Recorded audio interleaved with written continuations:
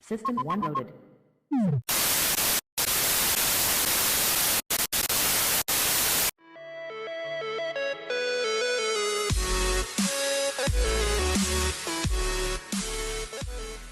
Welcome geeks to another spellbinding edition of GEEKisH News, the show that gives you the lowdown on what's happening in entertainment, pop culture, and all things geek. I'm your host Dan Mack, and have I got news for you? I've got the latest news from the Star Wars camp, some exciting news about the Chrononauts movie adaptation, and some magical news for Harry Potter fans. So without further ado, let's get stuck into it. Rogues, rebels, and robots. Let's start things off with a look at what's been happening in the Star Wars camp. With the months slowly slipping away in the lead up to the release of Star Wars The Force Awakens in December, there's been quite a bit of activity. The big announcement was that the title for the 2016 Star Wars spin-off Rogue One, directed by Gareth Edwards. It was also confirmed that Felicity Jones would be starring as the yet-to-be-named female lead. Since the announcement, the web has been rife with rumours of potential plotlines and scripting ideas, including the film focusing on the exploits of Boba Fett, or telling the story of a young Han Solo, with actor Aaron Paul rumoured to be in consideration to play sci-fi's most renowned scoundrel.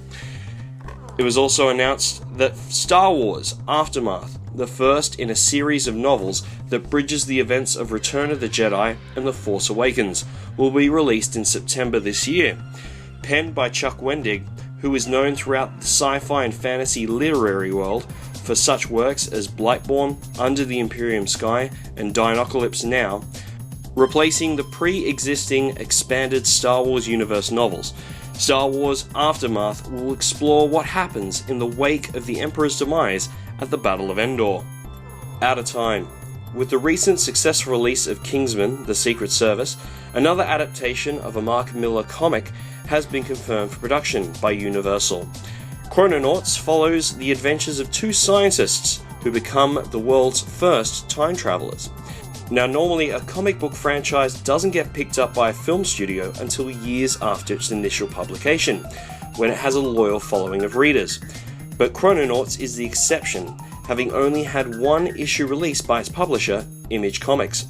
Some may see this as a bit of a gamble, but when you consider Millar's success with the previously mentioned Kingsman, Wanted, and the Kick-Ass movies, it is no wonder that this Scottish-born comic book writer, who has given us such works as the Marvel Civil War story arc, which also has been greenlit by Marvel Studios, is currently Hollywood hot property. All aboard the Hogwarts Express. And finally, a bit of a treat for the Harry Potter fans among you. Earlier this month, yours truly was invited to attend the exclusive pre-launch party for the new Platform 9 3/4 exhibit at Warner Bros. Harry Potter Studio Tour here in London. The new exhibit features even more of the original props and costumes from the Harry Potter films, but the piece de resistance is the original Hogwarts Express steam train in all its glory. Fans can now climb aboard and explore the carriage set that was used in the films.